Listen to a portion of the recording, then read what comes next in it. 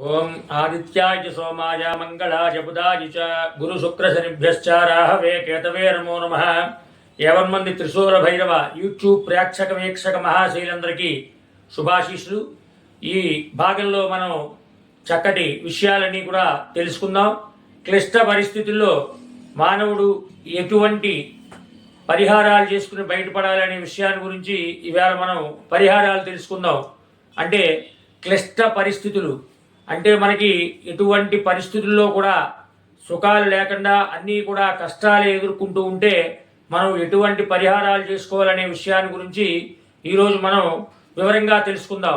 ముఖ్యంగా ఇటువంటి పరిస్థితులు ఎదుర్కొంటున్నప్పుడు ఏమి చేయాలి అంటే మన ఇలవేల్పు దేవతలు ఎవరు, అసలు వంశదేవతలు ఎవరు అనే దాని గురించి మనం తెలుసుకోవాలి. తెలుసుకుని వారికి చక్కటి పూజా పురస్కారాలు శాంతి పరిహారాలన్నీ కూడా పాటించాలి.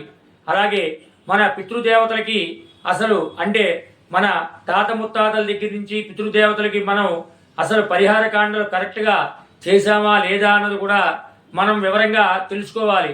తెలుసుకుని పితృదోషాలు కూడా పోగొట్టుకోవాలి.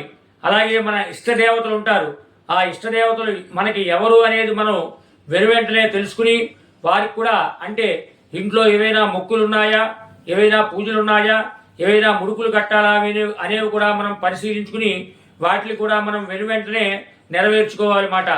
ఈ మూడు మనం కనుక కరెక్ట్గా చేసుకుంటే ఈ యొక్క క్లిష్ట పరిస్థితుల నుంచి మీరందరూ కూడా బయటపడడానికి చాలా వరకు అవకాశం ఉంది. అలాగే ఈ మూడు అయిన తరువాత నరప్రయోగాలు అంటే మనకి ఎవరైనా దుష్ట ప్రయోగాలు నరప్రయోగాలు ఏమైనా చేశారా అనే దాని గురించి కూడా మీరు పరిశీలించుకోవాలన్నమాట. ఈ మూడు కనుక మనం చూసుకుని తరువాత నరప్రయోగాలు ఎవరైనా చేశారా అనే దాని గురించి కూడా మీరు పరిశీలించుకుని నరప్రయోగాలు దుష్ట ప్రయోగాలు జరిగితే కనుక ప్రధానంగా కాలభైరవుణ్ణి, అలాగే నాగభేతాళ స్వామిని, ప్రత్యంగిర మహాదేవతని, వారాహి మహాదేవతల్ని కొలుచుకుంటే అటువంటి నరప్రయోగాలన్నీ కూడా నివారణ అయిపోతాయి.